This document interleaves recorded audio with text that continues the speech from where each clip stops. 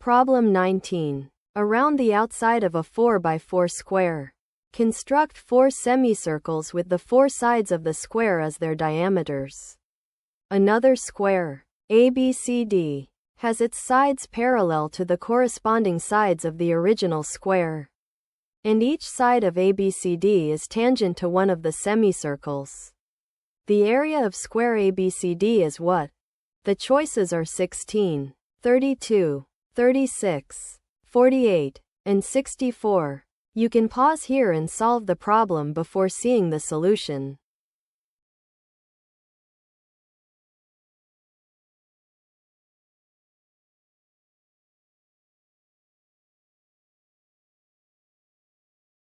Each semicircle has radius 2 and bulges out 2.